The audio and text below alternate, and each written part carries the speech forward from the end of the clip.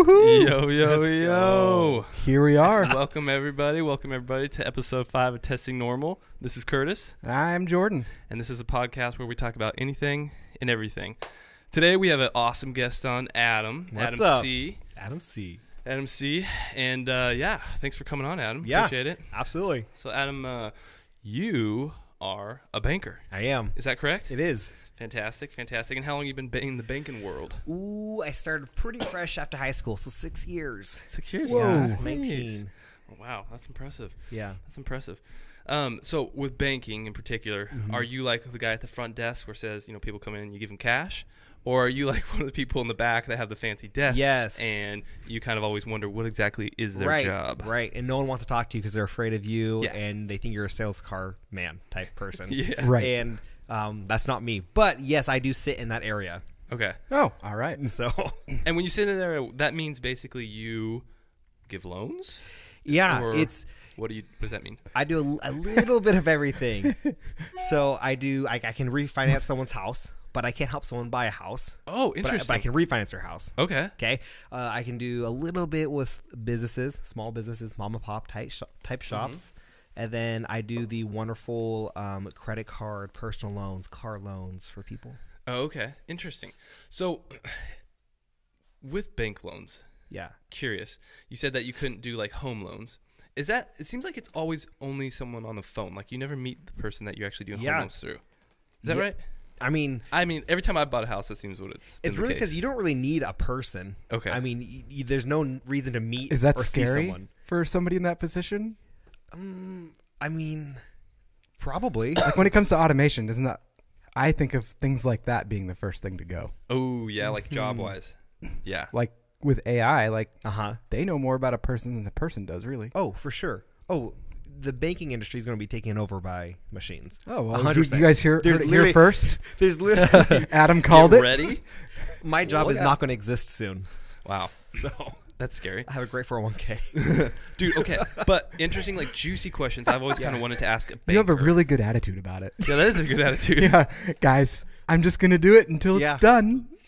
What's up? So what's like, when you've seen somebody like cash a check or deposit Yeah. money, what's the largest amount you've seen somebody like say like, boom, put it in my account?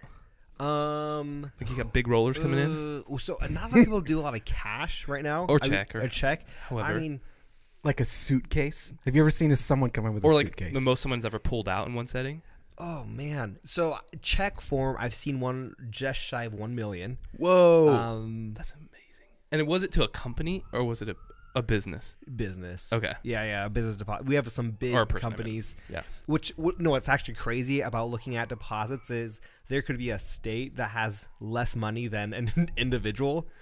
Like, it's just crazy. That's insane. Like, I guess like there are people in this world that Oh. have more money than Well, it's kind of like our state. Apple and Amazon. They're like, you know what, U.S. government, I don't want to do Right. that. Like when Apple was arguing with the FBI about unlocking the phone, I mean, they had a bigger bank account, and they're just like, no, yeah. That's we're right. not gonna. And they beat the FBI. Yeah. Like in Which an is argument. amazing. I mean, Wow. I love that. You're like, I love the idea of will someone you being unlock able to this beat phone? the government. Yeah. No. And they just didn't. That's what's so cool about America. Like I'm just saying, like right up, how cool is that an individual can have more, power than a government. But that means For that now. you have it for now. Yeah, to an For now. extent. I mean, they definitely, For now. Yeah. firefight. They're gonna lose, but Well, firefight, yes, but the ability to just that the country itself is built in a way that we allow for that type of freedom yeah, to like. it's not also be, a little bit scary, if I'm being honest. ooh, like we would be company ruled versus country ruled. Well, I mean, just like, what if someone really crazy, rises up and does something? Yeah, Cra- like well, Elon. So, well, not only that, but we've seen it in the news right now with like Venezuela. Oh my God, yeah. That's So such a guy sad that kind of situation. like sketchy. Goes back as far as 2013. Kind of sketchy, gets elected, but he like bought off votes, and then is there now. And now other countries are saying, no, this other guy is going to be the ruler, but that guy is making the call and keeping out foreign aid as the countries are Right. collapsing and people are not able to eat.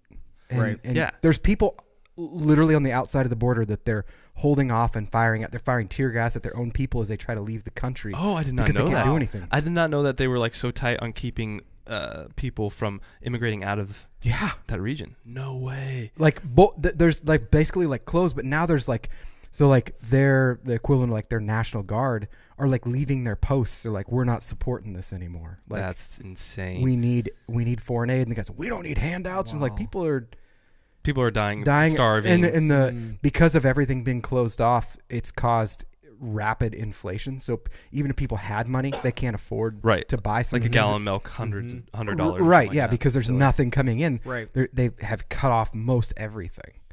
That's true with almost, a majority of the Central American countries in South America. Yeah. My dad's from El Salvador, and up until recently, you will see the same kind of prices for gas here in the States, and their pay is like a couple dollars for the day. Oh, right. Oh, yeah. But their products cost just as much as they do in the States. Isn't that wild? Terrible. That's crazy. That is crazy. Also, the interesting thing about Venezuela, and I don't know exact numbers, but they're one of the wealthiest in oil of any country. Yeah, like they're sitting on over Eastern countries. They're sitting on an insane stockpile of oil. But are they actually? But they've had so much. They are pumping it, but they've had so much like basically corruption that the money it hasn't come back to the people. And now correct me if I'm wrong. Venezuela was founded. It's basically it's like a super socialist or communist society. Right now, it's seeming communist. And they were talking about basically, but I don't know. They gave government handouts for everything, but then I think that they had to do specific government jobs, like they were required to work in certain settings. Yeah, I don't know. I didn't get it so far. I just looked. We could be totally wrong. Is this a country that all their like president type people died in a crash at one time, and then John Maxwell came in and talked to their country? Is that the country? I don't know. I didn't hear about that. One of the countries down in that area, they were South America somewhere. John Maxwell went and talked to him. Yes, good job, John. Way to go, John. John doesn't sound like this was that. It very well could I don't know be. who is John Maxwell. You don't know who John Maxwell is? No. He's like is he like a rapper or something. No, he's like a motivational speaker. He has tons and tons of books about leadership out and stuff. Oh, okay. Yeah, definitely never heard of John Maxwell. My mind's blown. Really? Yeah, is it that big of a deal that I don't know? I'm like, is it that should crazy? Should we cut the stream now? I don't know. I mean, what's his? He doesn't know. Apparently, it's bigger than I realized. Well, he started as a pastor. Yeah. He went to college for theology or something, became a pastor somewhere, Okay. and then started moving towards this motivational type speaking. Okay. And a ton of businesses call him to talk to their people. So is he like a Billy Graham kind of dude? Like no, not like that. He specifically is like about leadership development and developing like your own strengths and stuff. Okay, in yourself. Gotcha. Interesting, dude.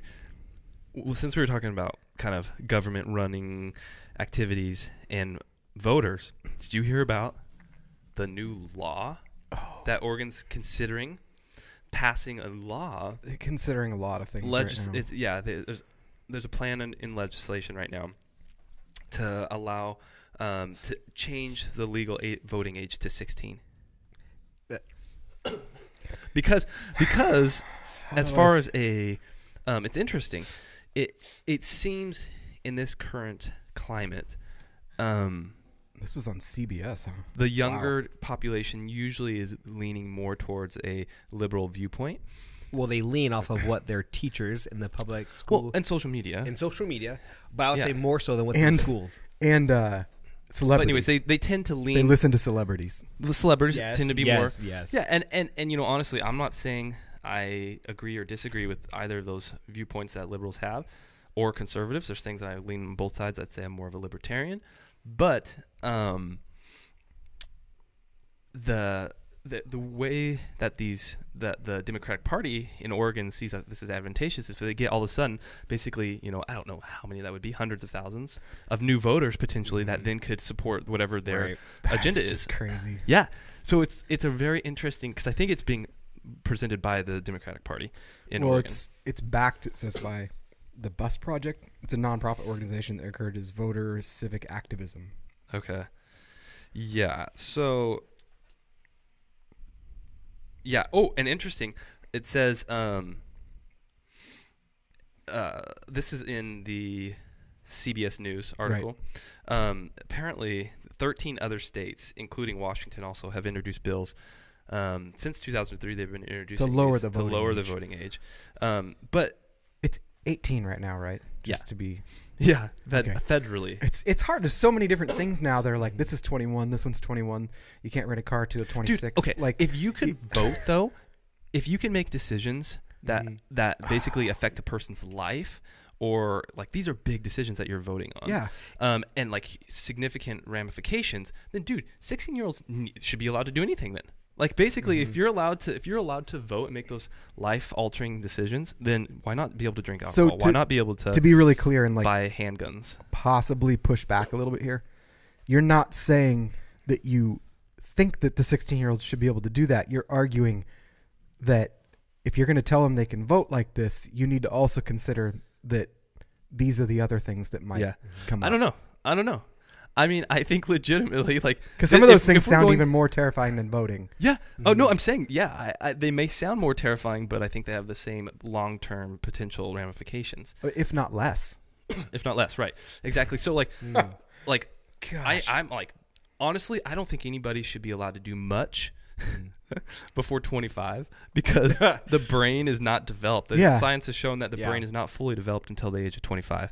So a lot of the things that we're allowed to do, I think that's pretty stupid because the brain's still developing, it's still growing, it's still still acquiring knowledge, and not necessarily knowledge, but it's acquiring new cells to be able to be at full capacity. Right. And we're thinking someone that's what is that, 9 years short of 25 should make decisions whether or not we allow and full-on adults aren't paying attention to politics and going out and voting. Right. How much do you think a 16-year-old is going to like... It depends on how let me read up on this person versus just like, I saw their picture on Instagram. But real talk, you don't think... Like, basically voting is going to become electronic on our phones. I hope. It has to. Everything else, it's going to be that way. Why wouldn't it? Right. I guess. I think the fear of fraud, that's the biggest thing. The chance of fraud is way higher. Yeah. Okay. But what if they're... I mean, I think that's you can work around that. Apple did just beat FBI. Apple just beat FBI. So Exhibit A. Exhibit that's B. more secure. Yeah. Dude, like you have like fingerprints. Mm-hmm. We trust fingerprint identification for credit cards, for like basically my entire life and financial status is on my phone. Yeah. And we use ID identification. We use facial recognition. So I mean, I think that this is something that's already integrated and working. Why not? Why would somebody not want to do that and make it work? I want to do it. I do see where there's some giant holes to jump through to get really? to. Is there? Well, is there? Like, why is there? To some why extent, would you say that? there's because you got to put some things in place that would identify the person. So okay, we already do that. Facebook already does that. Well, I know they do, but they'd have to get it in their system to like then validate the votes. So I'm saying yes, I think it's possible, but there's some really complicated things that need to take place. Facebook does have some things they need to work through with being not interrupted. Dude, it was again this week that Facebook got told that a bunch of these apps were recording the screen of their users and getting all the information from what they were doing in Facebook and vice versa, and like credit cards being displayed and passed back to the company and everything. And there were apps that were just like, I think one of them was Abercrombie and Fitch. Like their app was just doing that. Facebook's? Yeah. Facebook needs to get their crap together. So we should really look at the risk. So think about it. Okay, Facebook gets hacked. What's the real long-term damage? Like that sucks for an individual. Yeah. Versus what happens super good point. when a country's voting and complete government system gets hacked? Like let's measure some risk here. Yeah. So obviously the risk is fraud, and the risk is we get a president that we didn't actually vote for. Which would be way easier to do if it was electronic. But not even that, but that is fraud, but the type of fraud and what that affects. So fraud's bad no matter who gets it. Yeah. Mm-hmm. But when the whole country with this much power when it sways a vote. Mm-hmm. Yeah. I mean, so that's where I was saying some things need to be put into place that Whether it's through, I think a great way to do it, but it would be hard to implement at this point, would be something like blockchain. So each person is a part of a ledger that then goes and checks. Yeah, and so that's a good point. You would go to an actual place and you would validate and get that okayed and have almost like a two-factor authentication like you would for when you're logging into Google and you have two-factor. It texts you and you got to type. If you type in log in a new browser, it texts your phone and you got to take that and you got to type it in. And to be so clear, that's two different ways that you've proven this is me and not a bot. right. Mm-hmm. And blockchain is like Bitcoin, right? Is Yeah, that correct? well, blockchain is what Bitcoin is built on. Falls under the umbrella of blockchain. Yeah. So can you explain to me what exactly, for those listeners out there, blockchain is? It seems like it's continuing to grow and become more popular. Can you explain to us what exactly is blockchain? The blockchain portion Yes. of things? Okay, so think of a spreadsheet that you want the entire world to be able to edit, but you want it to be accurate. So say we were all keeping track of what I owe you or what I have in my account and everything. That blockchain now, that Excel spreadsheet needs to be checked. So there needs to be some sort of way to figure out that like you don't just edit it and it just accepts it, because then you could just put a bunch of money in your account. Okay, right. So what will happen is there are going to be a bunch of computers out there that have that, and they gain trust with the network and everything. And this is very, kind of a boiled down, simplified version of it. But if you make a change, it goes out and checks with those, and if they're like, no, that didn't happen. Okay. So you couldn't just like set up and be like, here's the Excel spreadsheet, guys, and I have $3 trillion. It would actually reject you and say, no, all of us know this. Okay. And so the way that it gets written in is you have a private key, and that key is something that only you know, and it allows you to send or to basically send money out to other people. Mm-hmm. And then you have what's called a public key, and that would be like your bank account.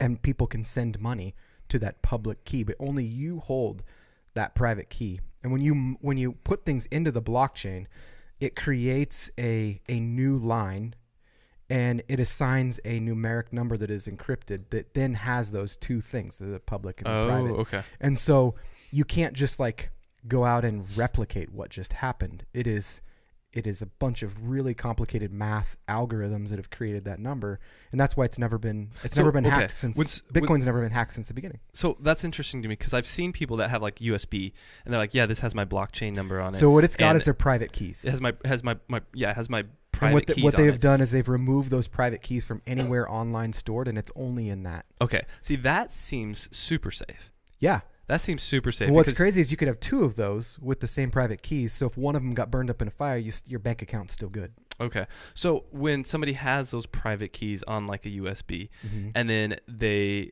plug it into their computer, can they take those private numbers and download them from that USB drive onto their computer desktop? Usually what happens is that has a program that will pull up their accounts that runs it from the USB, like kind of third party. Okay. And then what they can do is they can send those out to accounts that aren't taken off the network, basically. Okay. And then that number that the USB, the private key contains, mm-hmm. is it a stagnant number? Yes. Okay, so that is a fixed number for your private key. But it's like usually 30 some odd digits long. Okay. And it's alphanumeric, like to crack that, like with today's fastest computers, would take hundreds of years. So it's alphanumeric, and it's like, is it like 20 letters, or are we talking like thousands of letters? The alphanumeric? No, those keys, yeah. Are they usually like thousands of numbers long? Or No. They're like 30 to 50. They're not. But it creates creates an algorithm that is very complex. I mean, it's like I said, Bitcoin's algorithm has never been hacked. How long has Bitcoin been around? Since 2001, I think. 2001 or 3, I can't remember. Okay. That's pretty good. I think so. That's pretty good. They've had some issues that they've had to like kind of fix things and whatnot. Well, but anyway, so the idea did get hacked, like in China or Japan, someone maybe lost, but they lost their private keys. So it's never been hacked. Oh, someone they had their private keys stolen. Yeah, so someone will take like their private keys, but actually like hacking it to be able to put something onto the blockchain, no one's done that. Oh, okay. That I've ever found. And what's so I say all that to say like that's the currency side of things. So Bitcoin's built on this idea of blockchain. Blockchain is a unique identifier to you. Mm-hmm. And so if you were to use that in some way to inventory every voter, you would, unless someone got their private key, you would Right. know it's them doing it. But it's that process of getting to that being a user-friendly option for people. So I could definitely see it happening, but it would take some infrastructure build up. Yeah. Anyways, that seems like, thank you for explaining that, because I've really been wanting a more defined I'm sure someone's yelling out there you forgot this part. I'm like, yeah, okay. Had you heard much about No. blockchain before? No, I actually learned. I've never even heard of blockchain until just now. Yeah. And so Bitcoin essentially is a service that you pay with your individual, your cash, and then you transfer money into Bitcoin. And then how does the currency translate from Bitcoin to blockchain? That it is Bitcoin lives on blockchain. So Bitcoin is a currency, and one of the technologies that it uses for its currency is blockchain. To send data. Yeah. And so what it does is it builds little blocks of identifiers for how much you're holding. Okay. So there's a finite amount of Bitcoin out there. Okay. Yeah. And when you say I have in my Bitcoin wallet, on my key, yeah, I have $1,000, but I owe you 20. When I send money out, it's like me taking a gold bar that's worth $1,000, and I take it to a jeweler, and I say, I need you to take $20 off this bar and give me the finished bar back, and this bar is now going to be separate and go to my friend. And they would do that, and then I would get back the new altered bar that is altered in value, and you would gain that, and then it would go to your account, which would then be brought together as well. So it takes these real world ideas and applies them to digital world where I don't need a bank account. It's as safe as I am at keeping those numbers safe. Really interesting. It's kind of still confusing to me, but there's a lot of intricacies to it. Yeah. No, but that seems like a potential alternative that is obviously, there was a big boom a few years ago where one Bitcoin was worth like almost $20,000. And that was last winter. That was wild. Yeah, and then so one Bitcoin was worth almost $20,000, and then but originally, it was like a penny. It was less than that. 15 years ago, it was 0.03 cents. And the first, like 15 years ago. So they call it the Genesis block was the very first Bitcoin block mined. Okay. So can you explain that a little bit too? I've heard about mining for Bitcoin. What does that mean? So for Bitcoin, that portion of things, the mining is you're doing swaps for people. So you would be somebody that would verify. Oh, that's what the mining transactions. Means. That's what the mining means. And so means. because of that, just like you get a transactional fee for a credit card, that's where they'll get little bits of it. And every once in a while, there's a finite number of Bitcoin, but to get them out into the system will drop them as rewards for people that are part of the system. So they get paid maybe not like a full Bitcoin, but like a part of a Bitcoin, right? Right now it's like fractions, like pennies on the dollar, like that they'll get, but they'll do thousands and thousands and thousands of transactions. The quicker you can do them, the better. That's why the newer machines keep getting updated, because the algorithms keep getting harder as computing gets more complicated. Gotcha. So that's super interesting. I've wondered about that a lot lately, just because I've been thinking about how Bitcoin's values come down like a significant amount. There's countries that use cryptocurrencies because to have a bank account costs more than a cell phone. Oh, really? And so to just like store your money, it's safer. They have these devices that carry. Obviously, the phone is super secure if even our federal government can't break into it. Right. So they'll store their own account and their numbers in an application that's backed up on their phone, and it's a free bank account. And so to the point where people are, on street corners will take a cryptocurrency versus the other because it's worth more to them and it's more simple. That's amazing. Yeah. I love that. I love that whole idea. Guys, I got to go blow my nose real quick. Okay. Curtis is going to go blow his nose, and he's going to listen, and I'm going to bring up this next topic. Or unless you have something to say. No. What do you got? I'm just trying to take that all in. Oh, everything that I just said? Yeah. Sorry. Yeah, I've done a lot of study and look into that. Here's a question for you. Okay. Presidential candidates. Ooh. I can't believe that we're back into that already. Right. But did you hear that Bernie has announced he's coming back? I saw that. I think yesterday is when I heard it. I didn't know. I didn't know if it was true. Do you know how old he is? Probably Burn man. dinosaur old. Back. Like 66, 67? Bernie. Yeah, I want to say late 60s. Let me look it up for you guys. I think it's 65 or 6 or 7, something like that. Do you guys think there should be maybe an age limit for presidents, right? I don't know. I think that's pushing it to start. Like, that's a good age to end on, I think. Right. Guys. Okay. He's certainly not 65. Add 10 years. Plus another 2. He's 70. 77, guys. Whoa. The Burnster. Okay, so we call him the Burnster. I do think that is too old. Right. Dude, I like a lot of his ideas, man.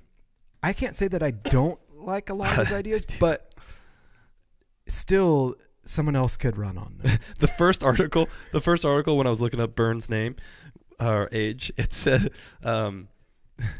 my wife is texting me. Oh, Bitcoin started in 2009. Yeah, way to go, Haley. I think they actually started. They released the letter. I think in 2007. Okay, yeah. Well, okay. Not only is Bernie like shockingly aged, but Joe Biden, the old Bidester, how old is he? I think he's in his 70s as well. Let me. Goodness, what? So that's the thing 76. I don't get. Like Joe Biden's 76. Like I was reading an article the other day that was talking about. But how old is Trump? Do you guys know how old Trump is? Not 77. Not 77. Good answer. He's 70. Good answer. He's 72. Is he really? Isn't that surprising? I actually think he looks pretty good for 72. Yeah. Really? Yeah. Check it out. I'm gonna verify me. Yeah, that'd be great. 72. Yeah, dude, 72. So yeah, he would have gone in when he was the old tail into 68. Orange is when he was running. Mm-hmm. Dude, is that true? Yeah, June 14th, 1946. Wow. Well done. 72. Well done. Well done, Trump. Okay, can we talk about real quick, how is it Trump has so much energy at 72? He has a terrible diet. He talked about during his campaign. He talked about how his main diet was McDonald's, right? Yeah, and he brings in the most amount. Every once in a while, I'll see an article. It's like, this is the most amount of junk food that's ever been in the White House. Yeah. Like Trump bought everybody McDonald's. Yeah, he hosted the what was it? Who did he host? A football team, and yes, was it And they had the pictures of the McDonald's NCAA champions. Was it NCAA champions? I think it was. It was something like that. It was someone who would for football. McDonald's. I think this is how terrible we are with sports. I know nothing with football. Like I know, I know only the highlights. I know it's not the round ball. It's the pointed one. Right. Yeah. That's as far as I got. But he hosted them, and instead of having a nice fancy meal, he just gave them all McDonald's. Yeah. I saw pictures of it. Okay, bags and bags and bags of McDonald's. Were they really true? Yeah, they really was true. It really he was really true. did that. But I heard somebody say that he did that because all the White House chefs were gone because there was a government shutdown during that time. Oh. So and I don't know if that's true, but I heard somebody say, "Oh yeah, no, he didn't have his cooks to prepare all these fancy stuff." Not that they did anyway, because he just eats a McDonald's. I know. But what I was going to before I started that rabbit trail was, how does he have so much energy? Yeah. This guy, 72, goes to, when he was on the campaign at least, going to these events almost every single night, talking and having these hour-long speeches every single evening. It has to be drugs. He has to be on something. Drugs, or just maybe he has that mindset. When you're so focused on business and you have drive, that there are people out in the world who... Do you think at 70, 72, that's with that much drive is unassisted? It could be. Could be. With that unhealthy of a lifestyle, it's surprising.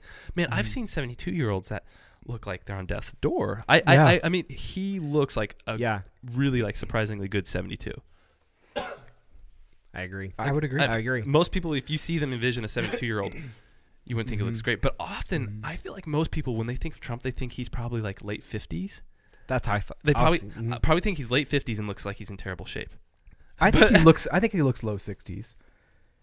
But yeah, it is a good question. Isn't it amazing the way that age changes your opinion of how he looks? Wow. True. Dramatically. True. I was like, wow. Dramatically. Trump's got it going on, man. Bernie looks that age, though.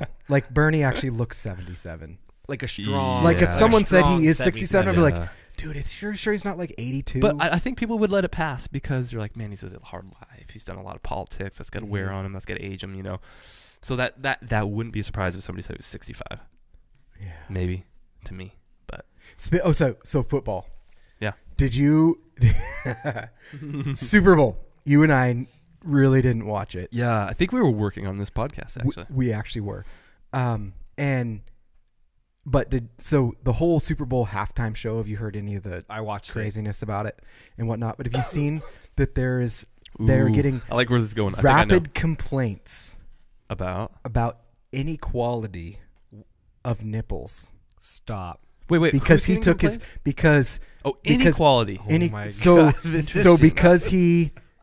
Because he took his shirt off and exposed both nipples, and he got no one talked to him, no one fined him, no nothing. They're like, Janet Jackson showed part of one, and they got fined. I get it. Yep. $240,000. Actually, yeah, I agree completely. But is that public indecency? Why is That's our culture. Okay. I was really hoping would you that this was the attitude that this would spark. Really hoping. Okay. Like, would you say So here it's cultural? Maybe it's cultural, not the cultural norm, but to say it's cultural indecency, I don't know. Because if you were in another culture where it was the norm, as in some South American, some African countries, like it would be offensive. It would be offensive if you were telling them that's wrong. And they live a very dramatically different lifestyle, though. Yeah. Listen, here's some emails. Who's to say their lifestyle is? Who's to say ours is better? Right. But so then what's interesting to me is like I thought of this. So there's this big thing of how some mothers shouldn't be allowed to breastfeed in public. Like that is not okay. So then I had this other group of women saying, no, you're not saying necessarily that's not okay, or you are saying that's not okay. No, I'm just saying there's a group that says that's not okay. Okay. That's what I just said. Like, let's have this discussion. Yeah. Oh, we will. Well, speaking of nipples. Oh my God. So let's just clarify, guys. 3 guys are talking about this, and really we have no like stake in this. So ladies out there that are listening to this, like you're screaming if we say something stupid, but honestly, like we are dumb.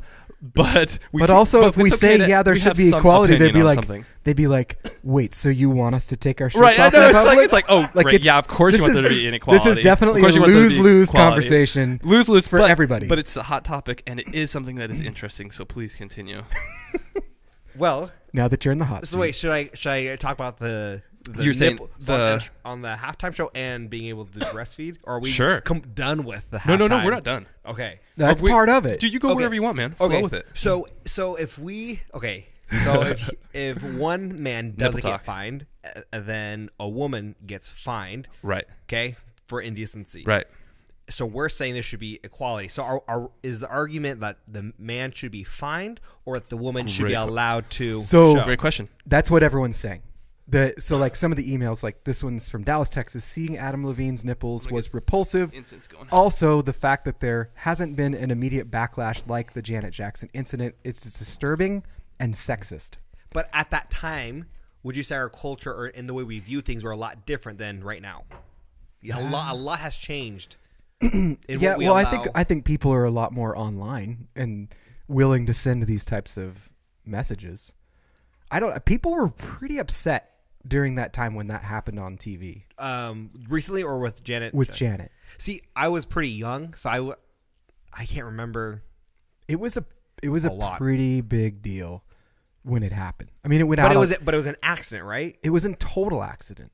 And so that's another topic. Like, why should someone get fined for the accident that someone else, not her, caused? It was a controversy. So some people thought that it maybe wasn't. Like, so there was kind of a conspiracy there.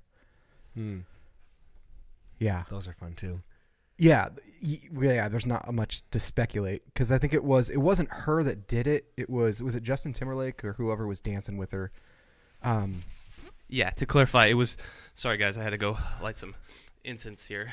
This is just a. He forgot. He looked up and he was like, Before we do every single podcast, usually we have just some calming, chill incense going, and this is the first time I had forgotten to get it going beforehand. He looked up and it just drove him bananas. Yeah, I couldn't handle the indecency of not having our, calming aromatherapy going on. So I decided to get this started. Sorry about that. Yeah, so most people are upset that he's not being fined for having done it. And so, yeah, one was accidental. I get that. That even when it's accidental, there were some laws. So I don't think actually she ended up paying anything. There was a lot of backlash from it. It was what happened was Justin and her were dancing, and he I think he accidentally he pulled his hand across the front of her, and it grabbed her button and undid the top of her shirt and whipped out. Justin, therefore, showing his skills. Whipped out a tete. He's like, guys, let me show you this move I have. But so I just wonder, are the same people who are upset about the equality, are they also upset that men are on the beach without a shirt on and that the women are wearing bathing suits? I don't know. You'd have to ask them, and they're all, So it doesn't make sense.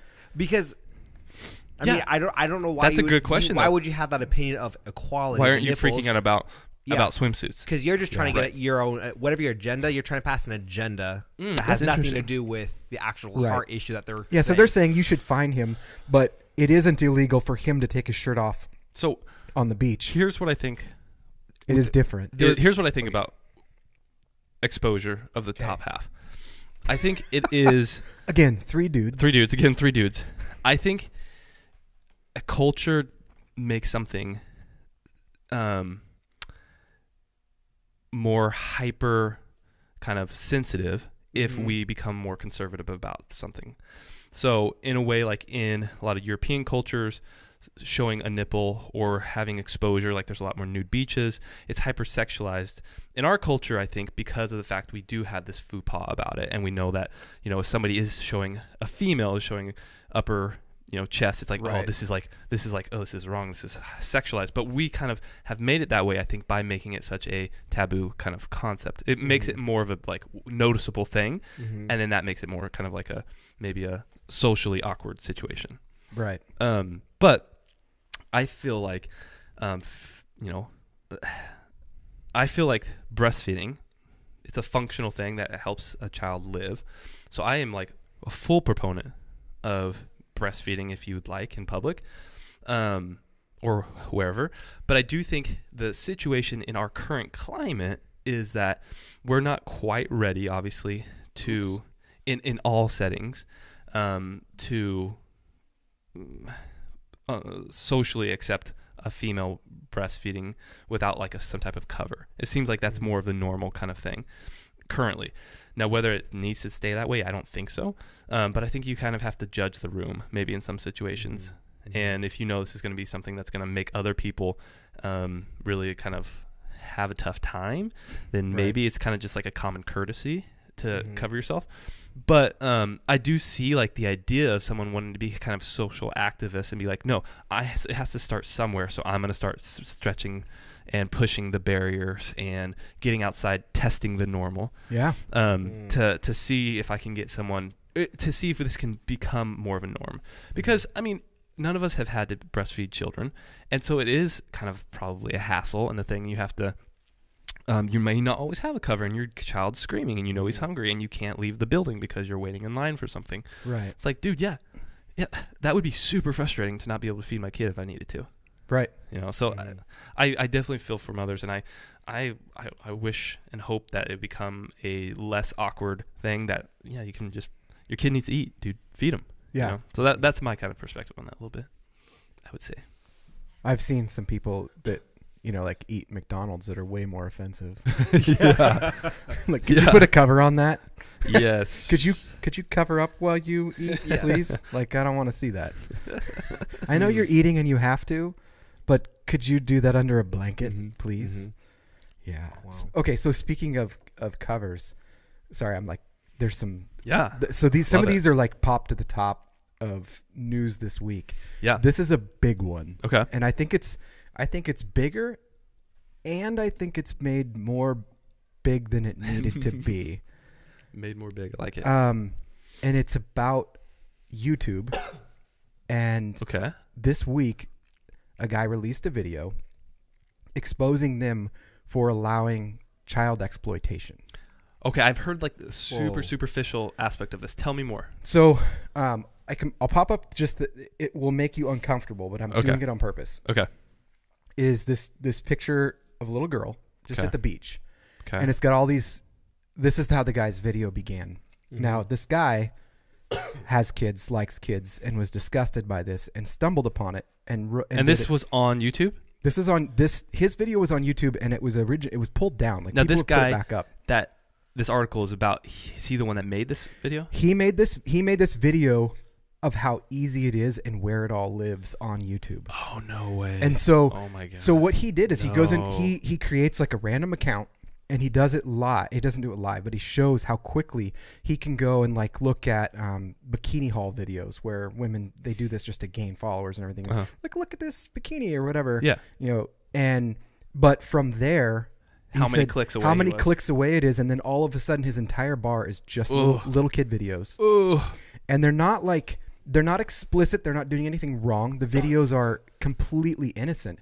But why are they connected next to bikini videos? But living on them are comments from people. Well, they're timestamp the spot where the kid is in a sexual type pose. What? Or in a way that would be provocative and stuff. And they're timestamping. And then they'll share unlisted private videos that lead to other things that aren't as innocent anymore. On YouTube. And all those videos are on YouTube?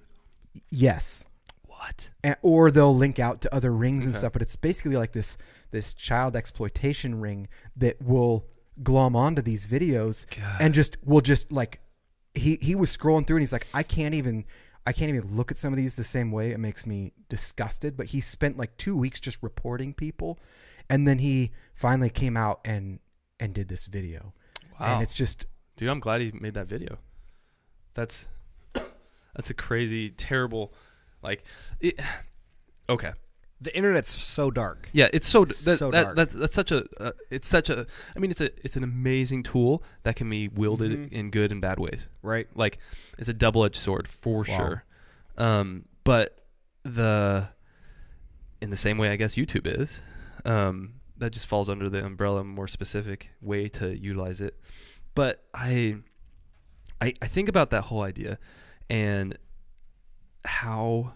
what pathways went wrong in that person's head, to have that type of a desire, and there's a lot of Netflix series on right now about like criminals and about people are fascinated. Criminal Minds.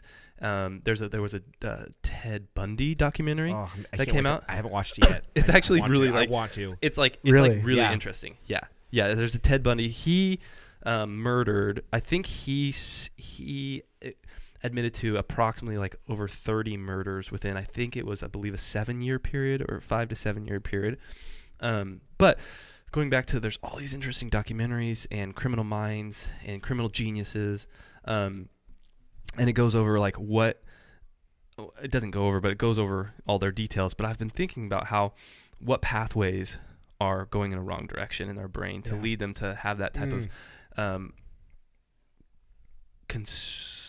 strewed and just jacked up mind. And then this is just feeding it. And what the interesting thing is that some of those cases that they talk about, some of these people, it's not necessarily that they had a bad upbringing even. No. Or that they had even, abuse, or they had something that was lacking. Like sometimes it was like legitimately like, no, this person just had wires totally. So here's the question. Missing in his head. Adam, what would you say?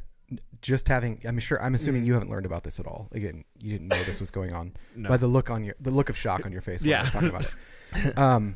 How would you say that you would expect them to fix it? Ooh, great question. Expect like a YouTube. Yeah.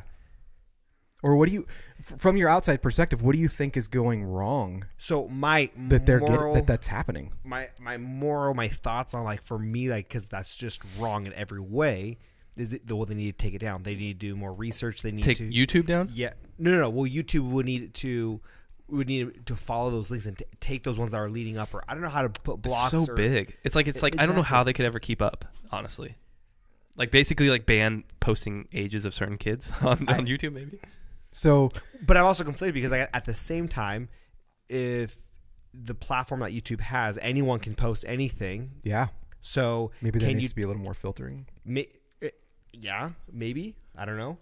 And then I wonder, like, do we cross the boundaries of like they have the right to post non-abusive things? These aren't them posting the videos. Just so we're clear, they're hijacking other people's videos of maybe their own kids, and they're starting to comment on them. And that's another twist to it. So they're not the ones uploading these videos per se. Now that maybe they have some that they've uploaded, but they're going in and time stamping. Much like when I shared that link with you this week, you clicked on it, it took you to a certain time in the video. That's what they're doing, so that the person can click it and hit pause, and they've got this. Okay, but how are those videos then getting connected to the bikini videos? They're not. That's kind of where people start. He started there with just like, oh, there's like a sexy girl. But like, how is YouTube responsible? Or well, no, but how is YouTube posting, like not linking, but like, so, when you show the videos on the right hand that might be suggested, how are those somehow being connected to the? Well, it's a super good question. Like, so my wife and I spent a little while the other night. She's like, let's look at our top 10 suggested videos on YouTube and just see how different they are. Ooh, and if you've ever done that, it's kind of a experience. But you'll get, like, say, if you start to watch, car videos, you're going to get car videos. So yeah, I don't know why it's linking, but to go back to what you had said about somebody sitting and filtering, I don't know that they have that person, and that's kind of what people are asking for. Is like, you should put people in place that are doing this. So their answer this week, and you can tell me what you think of this answer, is that they're automatically using just artificial intelligence, demonetizing those videos. So the videos that are playing with the kids on them and everything that are getting all those comments, they're disabling comments. And that's an interesting idea. And they're taking away the monetization so that the person who posted the video is no longer making money. But it doesn't affect the people that are commenting. It's not their fault. They should just delete comments on those videos. Why wouldn't the solution would be to just delete the comments, because then people wouldn't know where. You go back to they need a person. What do you mean? Well, they would need somebody to be there deleting those. No, he's comments. saying disable the ability to comment, right? Yeah. Yeah. Take it out. Yeah. It's not an option. Why does YouTube need? I mean, I get it adds another dimension to YouTube, but honestly, the solution overall for the whole big picture, just get rid of comments on YouTube.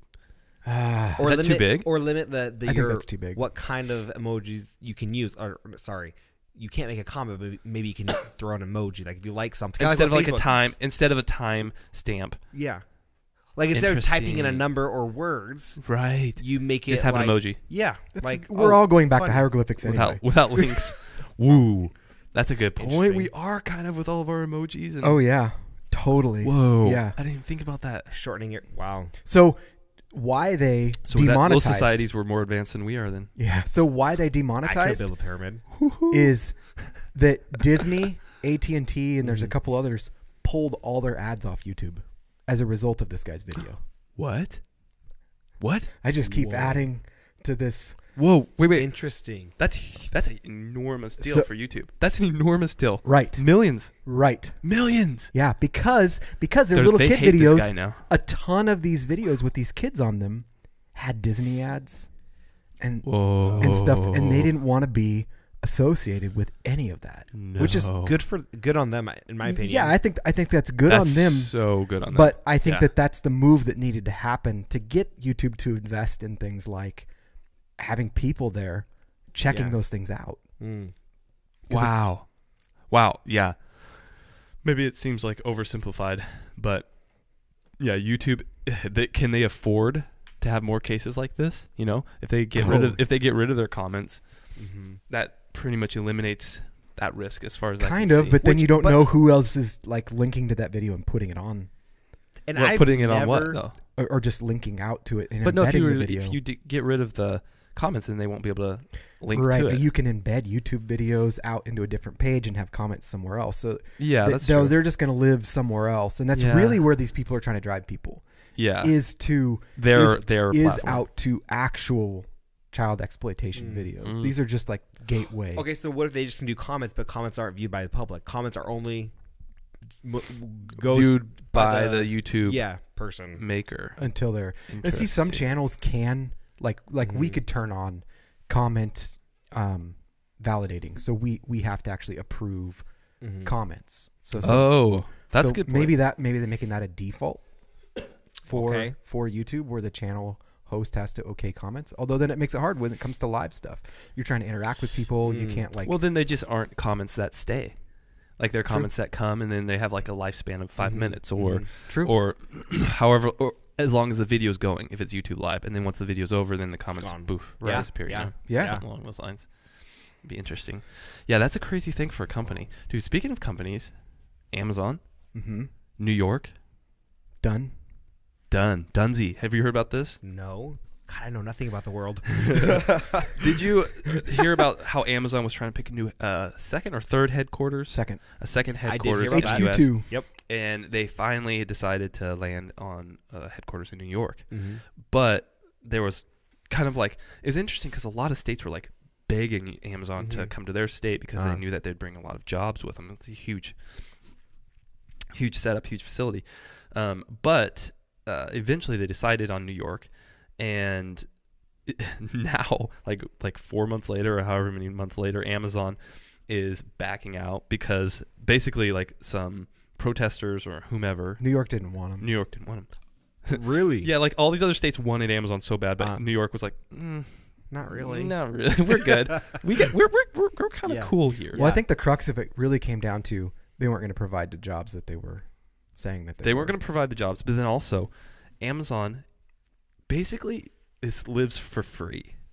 So they paid 0 federal tax last year. So a company that How do you feel about that, Adam? Amazon paid 0 taxes last year. But why?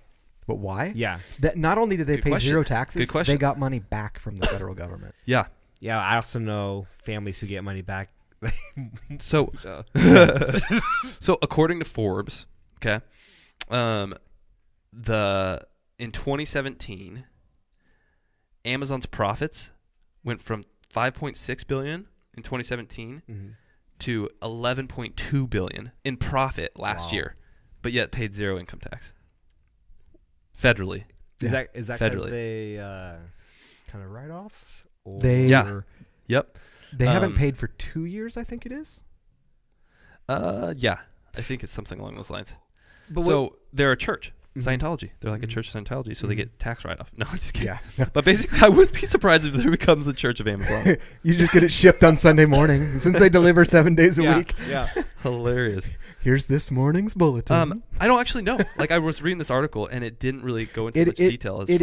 I did read on it. Okay. There's a handful of write-offs and things that they're taking advantage of, and then also some actual like incentives that they're getting from the government. So on top of that, it's 129 million.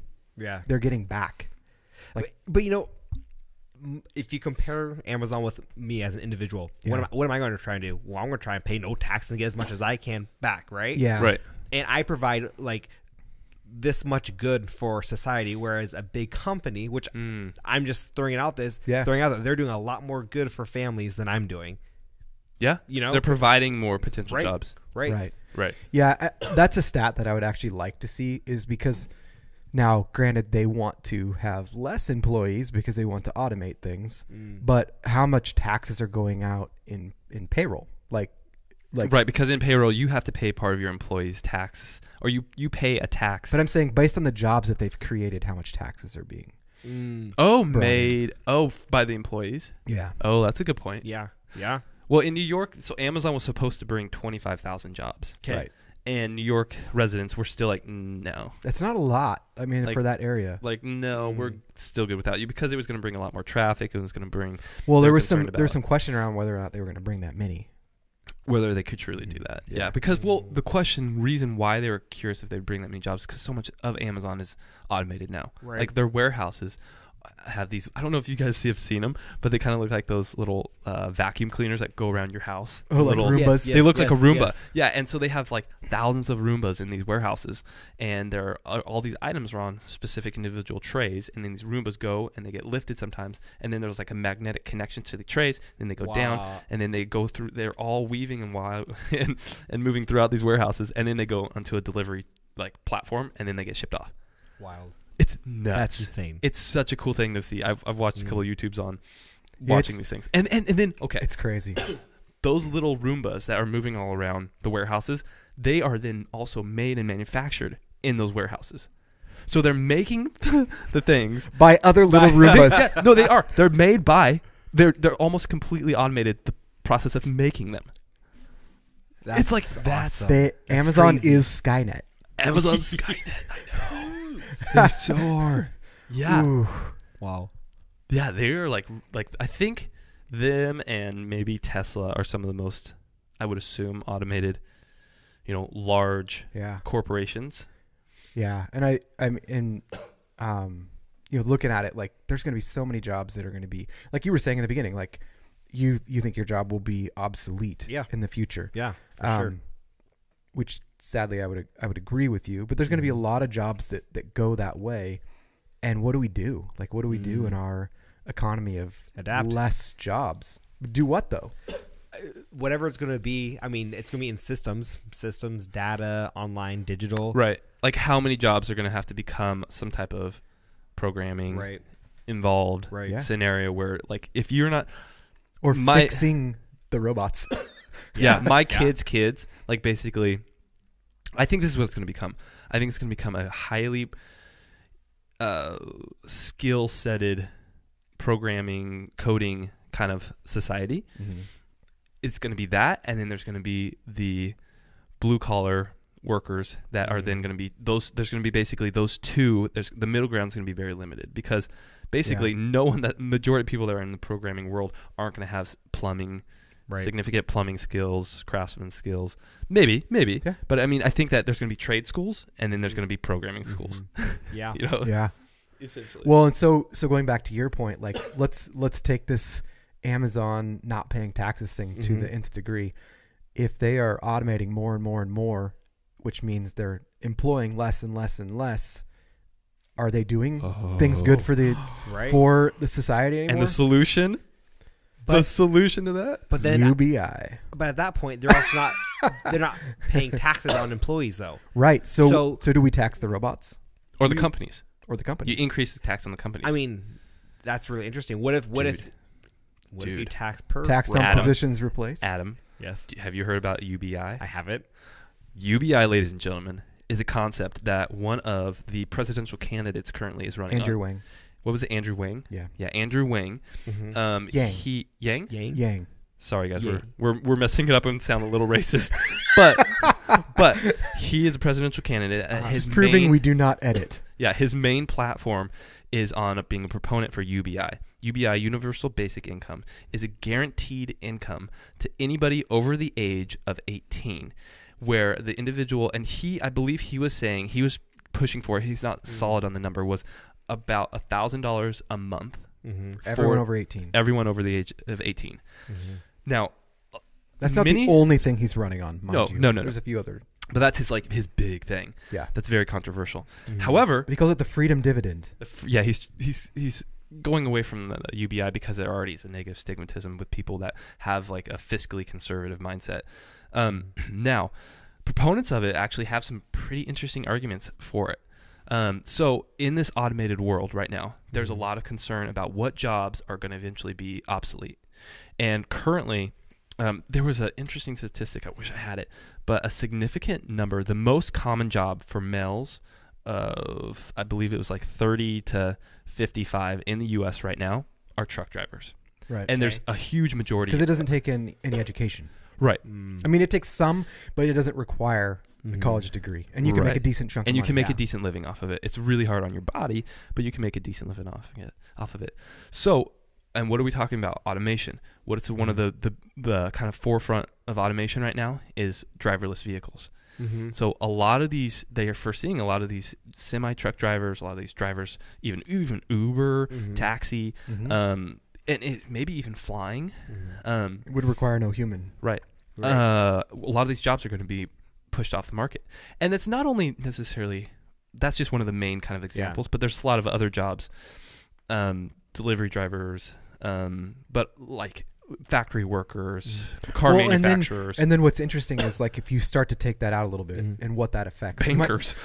Bankers. Even healthcare, lawyers. Think about the U.S. Post Office. Like that service was almost done for if it wasn't for Amazon. Yes, doing something on Sundays. But then all of a sudden, but Amazon's creating their own trucks right now. Right. So eventually if those become driverless and they just hand you your package. Which I would be curious how long, because I think we have to change our roads, our systems, because how do you mix? Really. I'd be curious because how do you mix the You'd have to have machines some with type the of humans electronic, or driving like together. Yeah. little whatever, like pieces where the vehicles are able to recognize, where on the road. Or I guess if it's GPS though. I mean, GPS Tesla right now does a pretty dang good job, and they aren't even technically a driverless car. Right. It'll take you from point A to point B. But all that to be said, a lot of these jobs they foresee in the future, like it's unavoidable. These jobs are going to be lost. Yep. And if we don't have basically a way of subsidizing the people because the technology has kind of advanced past them, there could be significant depression and basically a society meltdown if we have all these super low income individuals with these really high income companies. Now we're going to have this even worsening wealth gap.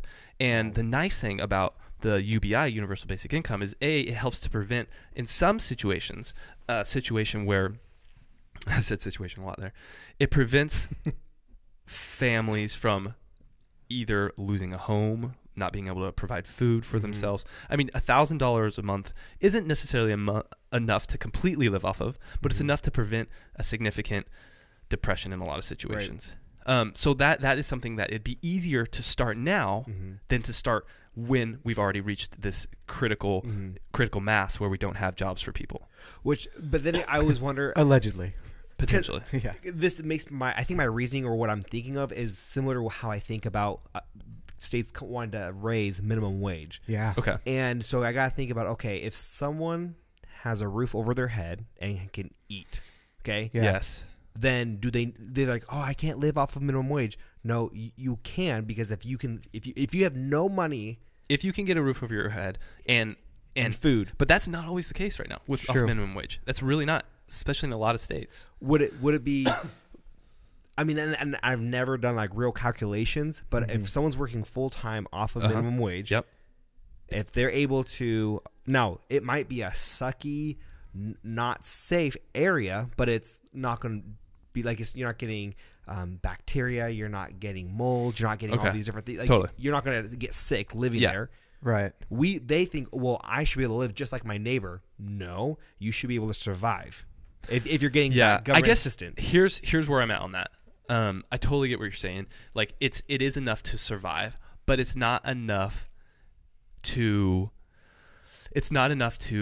have a livelihood, break out of that cycle and break your family out of the cycle necessarily. Yeah. So if you're making a basic income and you're in a place where you cannot quit your full time, sometimes working 2 jobs to be able to just have a home over your head and food.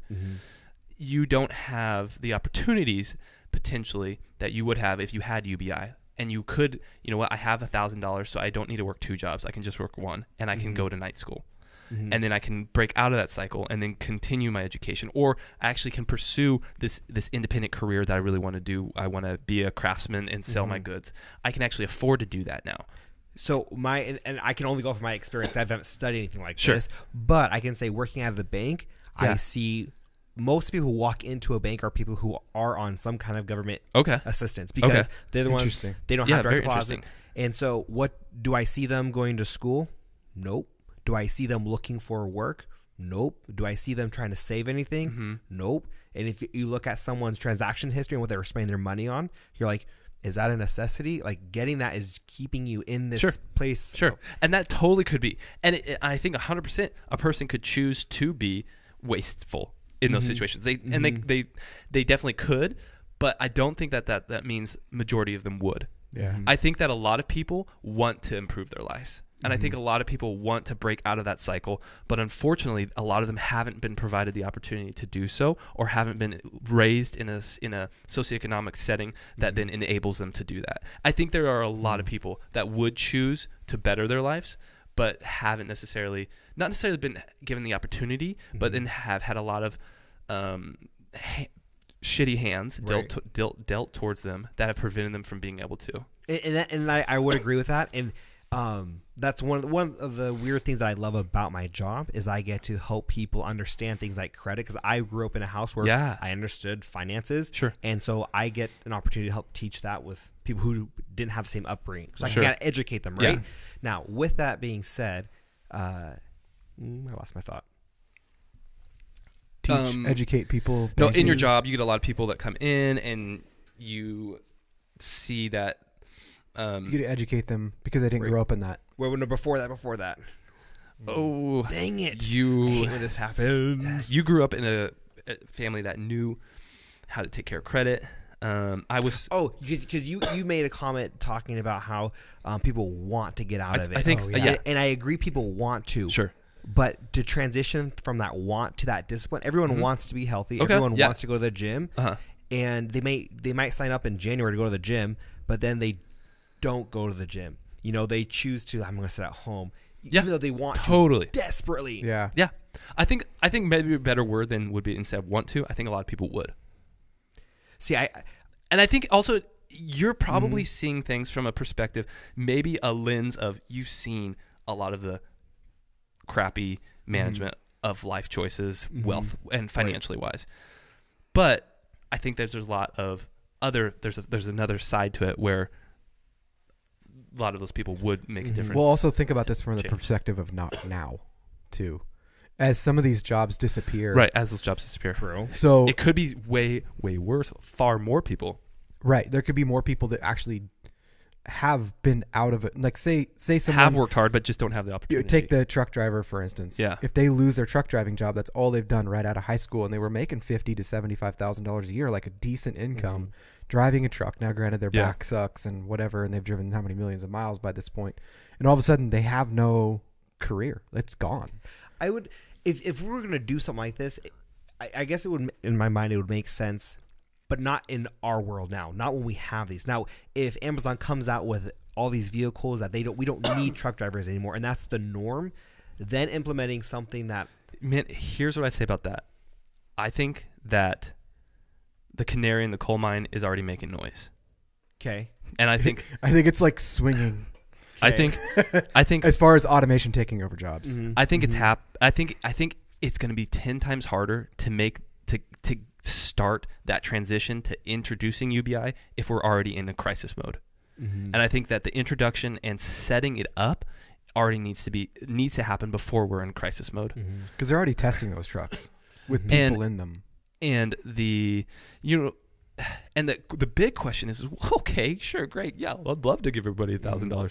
Maybe that's going to cause inflation. Maybe there's going to be, but the big question is, where's that money come from? Yeah. Like, how are you going to fund that $1,000 to every 18-year-old and over? But the question is, I think there are things that you can then take away other social programs that we have, maybe because you have that. So, like, maybe people are going to hate this, getting rid of Social Security. Big thing that I would highly recommend. And I, again, admit I'm an idiot. I don't know anything as far as, overall large scheme plans with the country as far as finances go. But, dude, I think eliminating the IRS, instituting a not a flat tax, well, kind of like a flat tax. Like a percentage tax. Yeah, a percentage tax on purchases across the board for all states that went federal. And so instead of having some states have a state income tax, having a state and federal income tax on that food you buy. But then you eliminate... Sales tax, not income tax. Yeah, sorry. But then you would, if you have a flat tax, then you eliminate income tax as well. But the big side to that is you're saving billions and billions and billions of dollars by eliminating the IRS. We spend tons of money to just not to mention how much people pay the IRS to file their own taxes. Right, yeah. So, I mean, I think you're that just expected to do it. I think that's just one kind of mild program that we could eliminate that would save billions. Now, the amount that it would cost to give $1,000, I think it was like in the order of maybe it was like $1 trillion, because there's 300. It was like maybe $1 trillion or something like that. It is interesting to hear your perspectives on that. Oh, on the IRS? I would like to hear your perspective on that, but also like hearing you talk about the different people that you see, right? Because you're in that world. That's super. Although it is a narrow lens. Right. Yeah.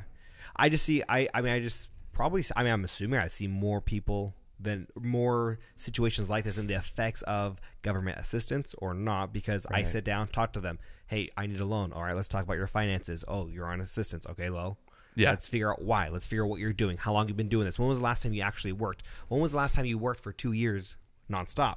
Ooh. I've never. Okay, where were you before that? Oh, here. For how long? 1 month? Where were you before that? Here. Okay. For how long? I think 3 months. Because.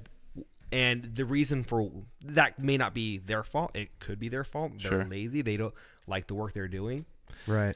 I guess that makes so much sense, having that perspective. And I really like that you actually have that. You've seen that. Right.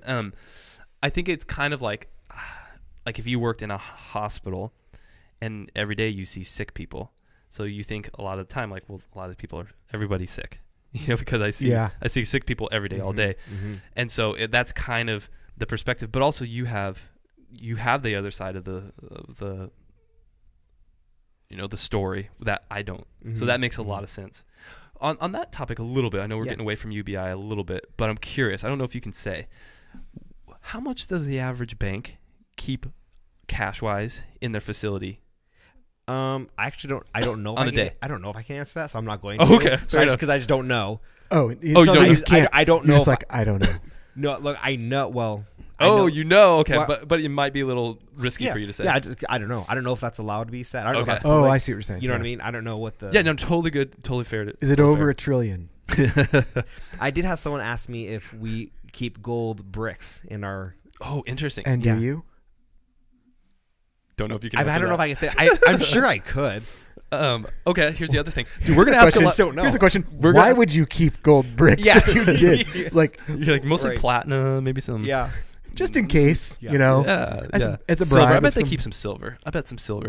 Well, yeah, maybe some. Probably in the safety deposit boxes. There could be anything. Okay, here's another question you probably can't answer as well. Okay. But it's a juicy one. All right. Banks.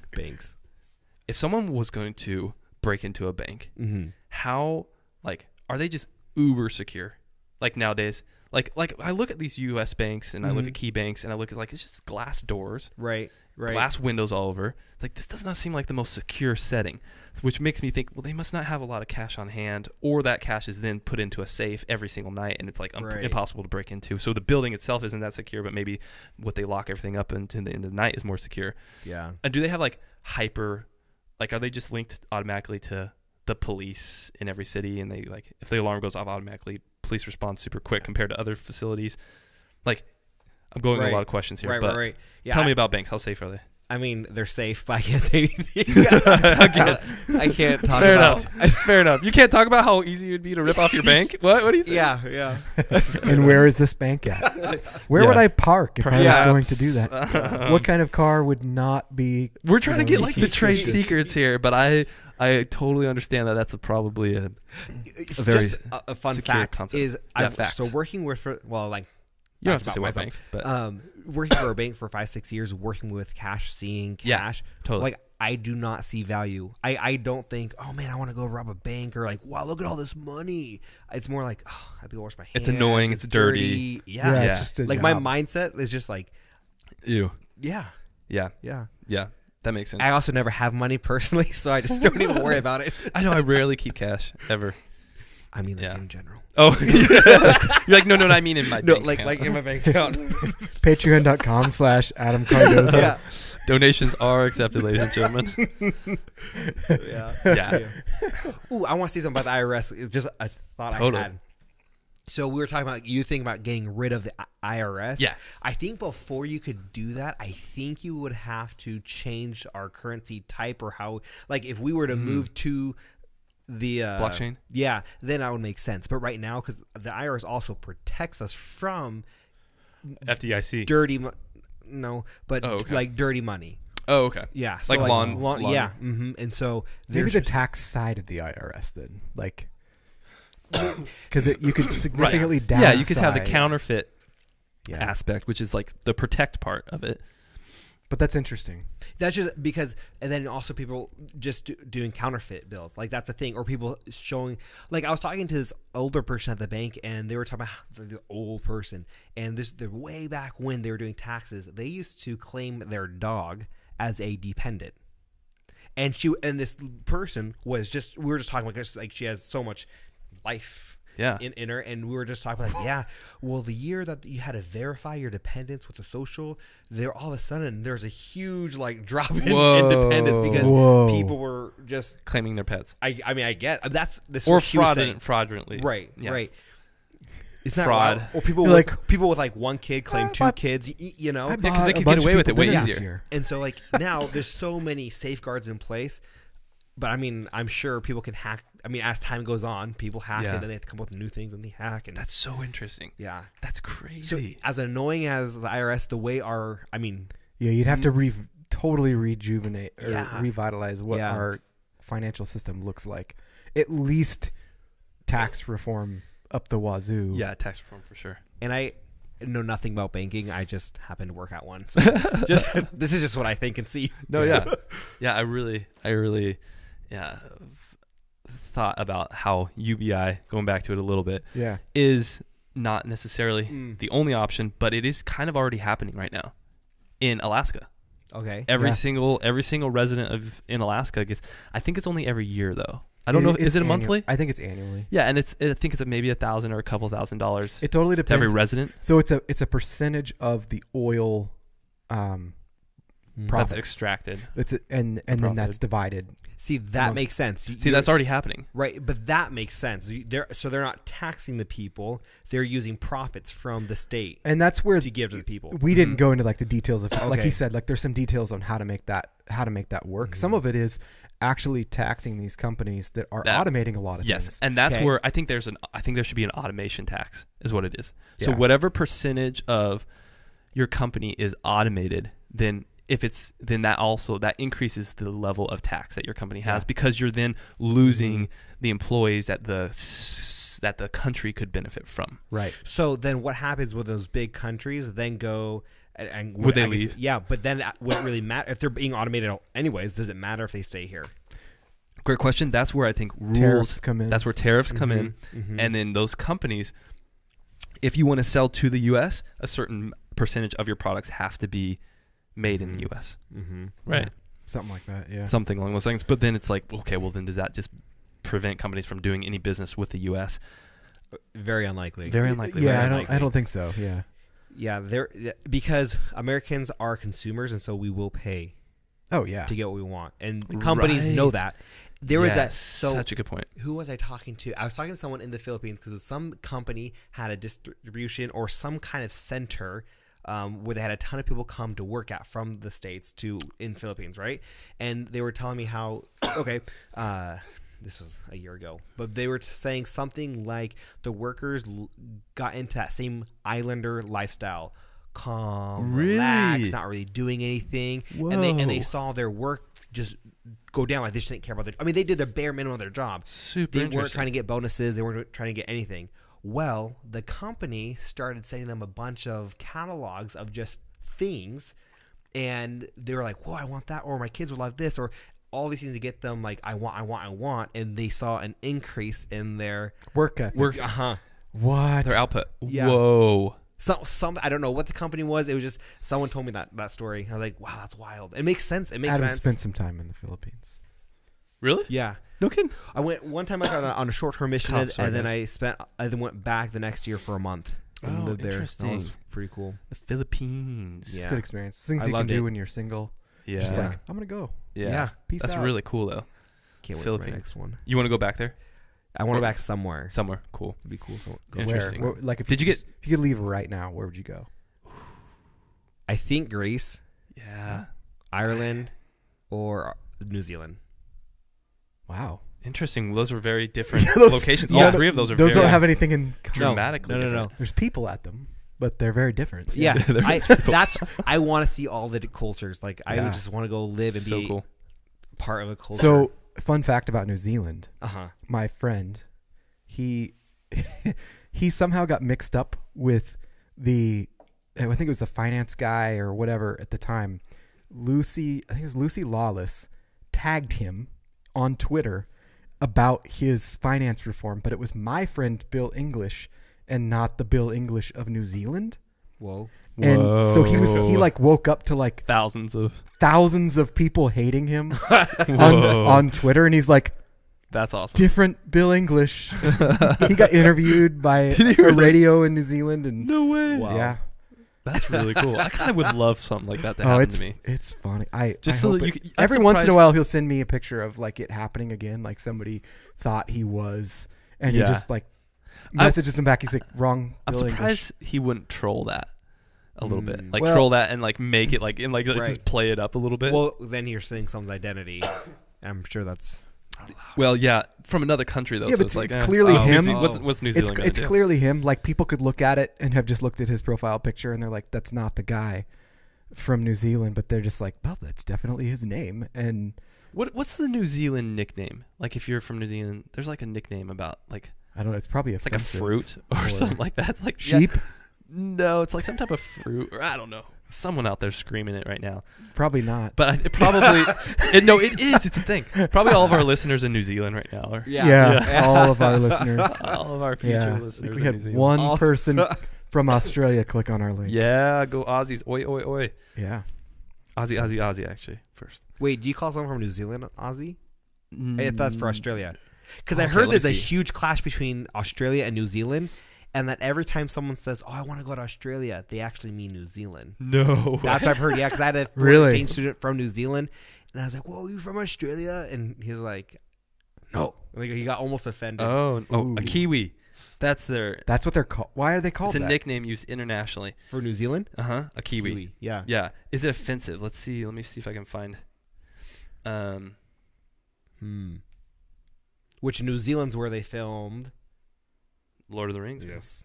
Lord of the Rings. So here's a question. Oh, it's a native bird. The name derives from the kiwi, a native flightless bird. Symbol of just a national symbol for New Zealand. Okay. The kiwi. There you go, people. We usually end. I was going to end on a shower thought, but I think I'm going to show this video. Do you have emails too? I do, but let's not read them. Okay. Well, fair enough. it's fine. Okay. Shower because thought. we're kind of like running up on time. Anyway. Okay. So Love it. I'm gonna pop this up as soon as it's ready to go. But this guy says all I wanted was a video of my dive. We're watching right now this girl diving off a diving board. She's getting ready to dive off a diving board. It's just done. It like loops like this infinitely. I think I've watched it like 15 and then times. all of a sudden two just I didn't get to two All people I walked wanted. right in front of them as they were about to record this perfect dive. Oh, that's funny. Classic. That's awesome. Oh yeah. I like it. Anyway, I was gonna do a shower thought, but that to me looked more funny. Well, do you have a shower thought? We can do one real quick. Oh, well, maybe. Oh, something interesting. Shower thought is basically a funny or random You know, you always idea think that in the we shower think and about you're like, in the shower. you have this epiphany. Last love those. Last week, I'm going to drop it real quick. I know we talked about last week, but it was how photons, which are emitted from a star, which is what we see as light, how it's been traveling for billions of years to get to your eye, to stop, and how it's made it through billions and billions of light years to get to you. I just told that to someone. Did you? This week, I told that to someone. I was like, it lands in your eye. The stars that we're looking at, there's a good chance that some of them don't exist anymore. Yeah.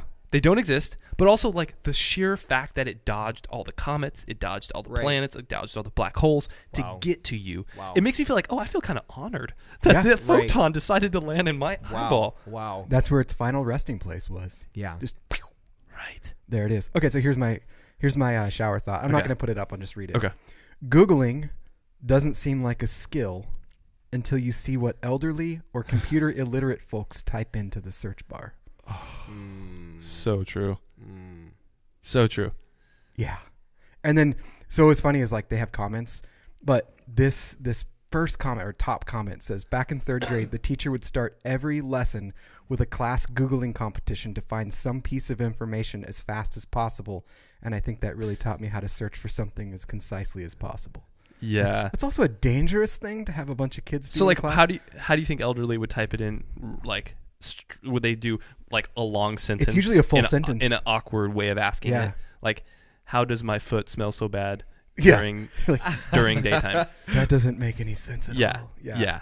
Not knowing how to concisely search, but also like the simple idea of like just typing something into the Google into a search platform is very frustrating to watch sometimes.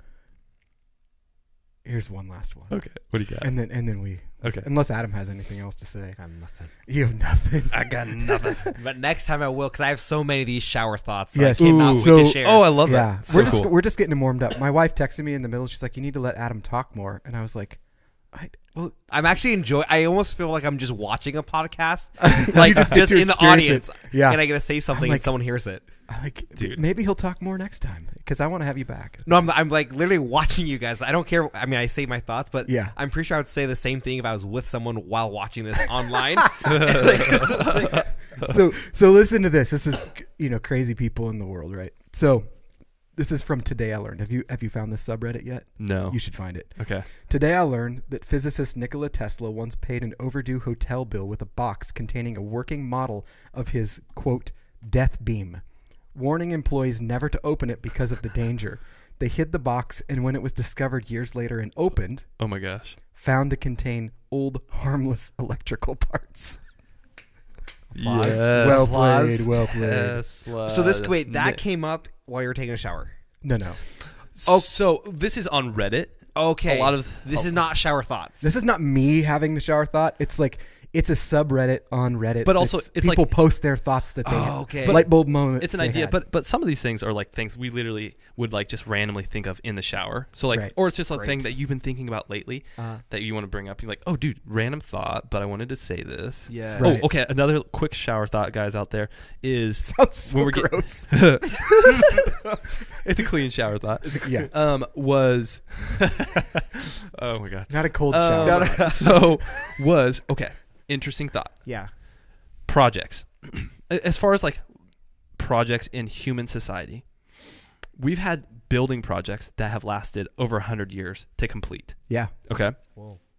Like there's the Familia Sagrada, or I could be butchering that name, but Probably. it's a church in Barcelona, Spain that's currently being built, and it's taken over, I believe we're approaching 100 years when it started, and it hasn't even been completed yet. I've actually been in it, and it's the most amazing, phenomenal, beautiful structure I've ever seen. Google it, people. It's amazing. But maybe not by that exact name. Maybe not. It's super close. Look up old churches. Gaudi was. This is your test and how you Google. There we go. Gaudi. What was that church that Curtis was talking about on the Testing Normal podcast? Gaudi is the architect, though. You can look it up. Anyways, so there's a lot of these projects throughout society that's taken over 100 years. Okay, so scientists have found, they've with the Hubble telescope and all these different instruments, they've looked throughout our galaxy and universe, and they've found several different planets that they have a very high likelihood of being habitable, like just moving there and it being sustaining life already, or being capable of sustaining life. The closest planet is approximately 100 years away with our current technology. That's really close. Whoa. Yeah. But can you imagine getting there with 100-year-old technology? Think about this now. Once you got there. Right. Ugh. Not having advanced, you don't know what everyone else has done. And you land there and you're like, we're so civilized, and yet back on But think planet about Earth, that. That's like a continued real, actually amazing concept. Like, we could spend 100 years building a ship. And so, potentially in 200 years, we could colonize other than Mars, another planet. Right. So, like an actual Earth. It's actually it's actually within our grasp to actually have that expansion potentially. And the thing is, it is somewhat conjecture. It's some type of, there's question whether or not that planet truly would sustain life. So you could spend 100 years getting Can that. you imagine?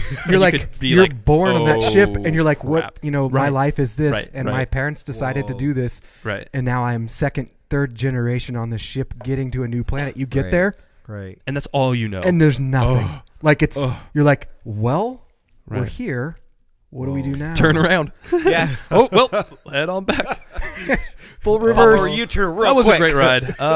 Guys, you want to go somewhere else? You know what was a really fun place? Earth. Yeah. You know where it had a lot of air Yeah. and water Man, I wonder if we have 100 years worth of and spare and air. food? Yeah. I mean, so obviously, I don't know. Our technology hasn't, I don't think it has reached the point where we can make that journey. No. But if we were to complete a project, like that's something that would be amazing to think about. Like potentially 100 years, our technology could allow for that. Yeah. And then within that, an extra 100 years, we could make it there. And maybe our technology would allow us to get there quicker. But that's kind of a fun shower thought to think like, dude, we are actually a society that is kind of capable of growing outside of our world. Right. Wow. Crazy thoughts. Wow. All right. All right. With that, Adam, you got anything else? No. Anything else to touch on, man? You enjoyed your time? I loved it. You'll My come mind back. is You'll blown. come back someday? Oh, Yeah. absolutely. Come back some more, maybe. Absolutely. Yeah. I told you that's what would happen. That's why. Yeah. Yeah. Well, ladies and gentlemen, don't forget to subscribe to us on Testing Normal. We're on Instagram, Facebook, Google, what's it YouTube. called? YouTube. Yeah, go and subscribe on YouTube. I know that a lot of people don't want to watch the video, but it does help us. Yeah. And then also, if you could leave a review on any iTunes, of those platforms, actually. Really any of them, but iTunes, I think, helps a lot more than Yeah. any of them because it pulls from a lot. But Tell us what you like. Tell us what you don't like. Yeah, and if there's anybody or anyone out there that maybe even we know or is watching this, they're like, hey, I'd like to see this person on there. Yeah. Let us know. Or let if you us know. yourself are interested in, let us know as well. And we'll see if we can make it happen. Yeah. All right, everybody. Peace out, Adam. Thanks again, man.